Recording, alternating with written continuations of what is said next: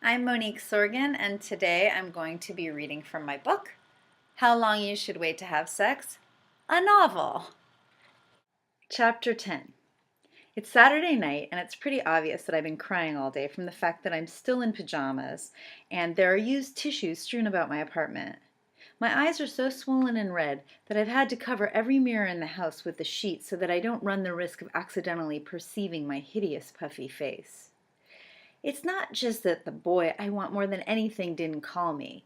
What's really killing me is that for the first time in my life, I can't think of any way to fix this. I can't take any of it back. Why did I have to sleep with him? It seems so stupid that I should have to care about that, and holding out when I want to give in feels like playing games. But I know in my heart that things would have been different if I just hadn't slept with him. I hate that it's like that, but it is. And as much as I'd like to play by my own rules, it's not worth it if this is the result I'm getting. Ugh! I'm so mad at myself. The doorbell rings. Oh shit, it's Saturday night. I promised Lacey I would go to her work party with her. I can't go. I can't do it. I don't want to face all those people from her office. I don't want to face anybody. Why didn't I call her earlier to cancel? It wouldn't have helped anything. She never would have let me flake out. Maybe this is for the best. She'll take one look at me, realize what a mess I am, and become overwhelmed with the desire not to be seen in public with me. I open the door. Lacey looks me up and down, appalled. What are you doing? Why aren't you dressed? Damn, that wasn't the response I was hoping for. I can't go, Lacey. I feel like crap. I look like crap. I'm at the risk of bursting into tears at any moment. I think it would be in everyone's best interest if I just stayed here and continued to have my meltdown in private. But I need you at this event. I put a lot of rich men on the guest list, which doesn't do me any good if I don't have my wing woman. This reminds me of how I found the man I want already. We're perfect for each other. Why hasn't he called me? I burst into tears again. Boy, am I predictable. Lacey takes a moment away from her own angst to feel sympathy for me. Did you ever consider that maybe it's because he died? Of course I considered that. And as much as I'd like to believe that's the reason, that's never the reason. He's not dead. He just doesn't like me. I can tell that Lacey now feels guilty about having gotten on my case about going out with her. She calms her tone and sounds almost like an inspirational coach. I know, but you're not going to find someone better by sitting in your house. Then she storms into my room. Come on, I'm going to find you something to wear. We go into my bedroom, and as I watch Lacey sift through my closets, I continue my post-game day analysis. Maybe if I hadn't been so drunk, I wouldn't have slept with him. Getting drunk around desirable men is almost always a bad idea. So you learned your lesson, she says, still coaching me. Now put this on and pretend you feel sexy until you do. She hands me the beautiful emerald green, form-fitting floor-length gown that was hidden in the back of my everyday wear. I believe in that fake-it-till-you-make-it stuff. It's worth a try. I put on the dress and already look 100 times better. After washing my face, I decide to let Lacey do my hair and makeup. Maybe it's from growing up beautiful, but she's always been better at personal styling than most non-pros I know. She manages to hide the puffiness in my eyes, tame my hair into a sophisticated chignon with danglers, and inject some liveliness back into my lovelorn skin. By the time I uncover the mirrors to check myself out, I look as if I could be a movie star about to walk the red carpet. For the first time all day, I smile. I wish John could see me like this.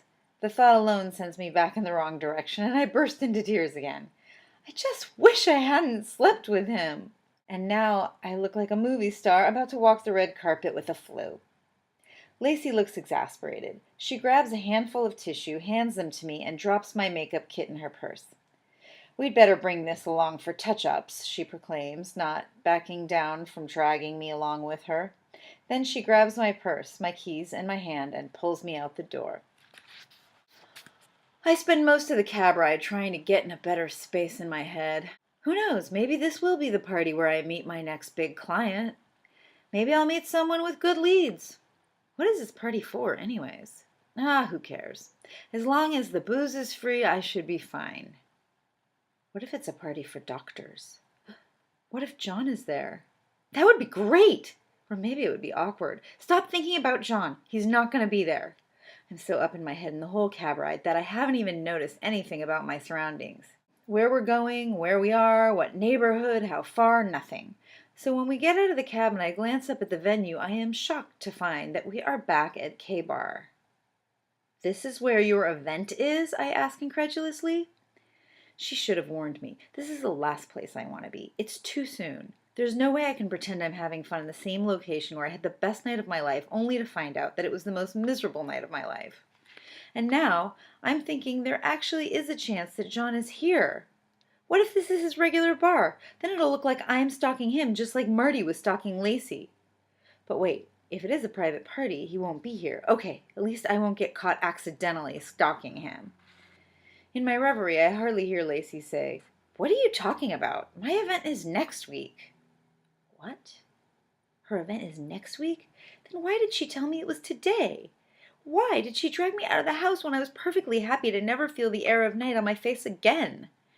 Not only did she betray me, but if John is here, he's definitely going to think I'm stalking him. Now I'm mad.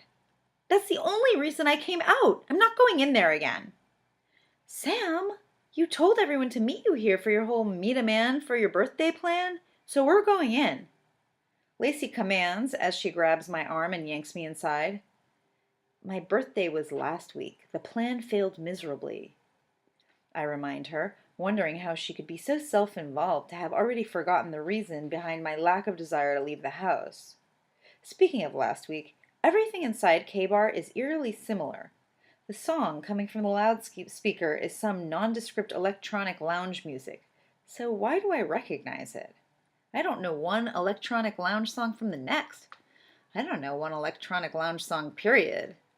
And just like last week, the place is not particularly crowded, but loaded with hot, age-appropriate men. All the exact same ones. Nice choice, Lacey says, in exactly the same tone and cadence, and standing in the exact same spot as where she said it last week. Does she always do that when she enters a room? No, of course not.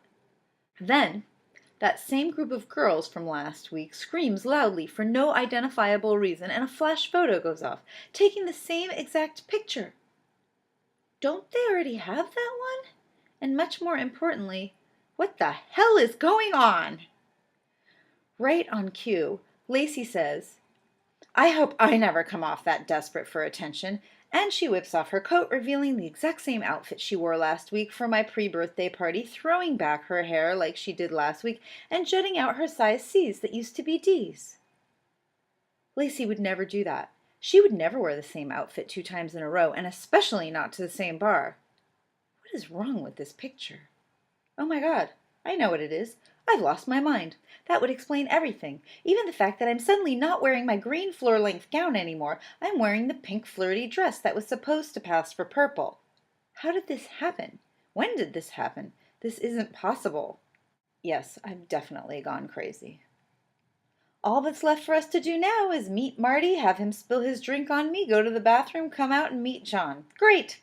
If all goes well, I can live the most humiliating birthday of my life all over again. Can't wait. I take a deep breath and remind myself that there's nothing to worry about because stuff like this never happens in real life. That's when Lacey picks up the old conversation about the sexologist she met here. The thing about him, too, was that he wasn't the one-night stand type, and I just can't afford to get involved with another guy who's got no money. Are you talking about Marty? I ask. How do you know his name? She seems shocked. Because you had sex with him last week. After we saw him here. Ew! I would never have sex with him. She couldn't possibly seem more grossed out. Of course you did. You even taped it. Please prove to me that I'm not crazy. Exactly. That's proof that I didn't. I'd have a tape. How did you know I'd have a tape? Maybe she's the one who's gone crazy. Do you not remember any of this from last week? It was the night before my birthday. That's today. Your birthday is tonight. She puts her hand on my forehead to check my temperature. Are you okay? I look at my cell phone to see the date and discover that she's right. It is last week. It's 3 hours before my birthday, which makes me 29 again, which is awesome, but it also makes me crazy, which is not awesome. Let me see your phone, I demand. I've got to make sure that mine isn't malfunctioning like my brain. I need to see if her phone's date matches. It does. How can this be? Is this a dream? Was last week a dream? Am I psychic? And I played it all out in advance, then woke up to do it all over for real? That I could buy. It wouldn't be the first time I dreamed of something before it happened, but never anything this elaborate or in this much detail. I mean, when I was in 7th grade, I remember there was this really fashionable 8th grade girl, and sometimes I would dream about what she'd be wearing the next day, and she'd show up to school in the outfit I dreamt of. But honestly, it was never some outfit I didn't know. It was always something I'd seen her wear before, like a month ago, that was due to be repeated soon, depending on the depth of her closet. That's why I never thought anything of it. And even if it is a dream, how do I know which is the dream and which is the reality? Maybe it's a dream within a dream, because the only other possibility is that somehow I've just time traveled. And that's the end of Chapter 10, Part 1. Tune in next week for Chapter 10, Part 2.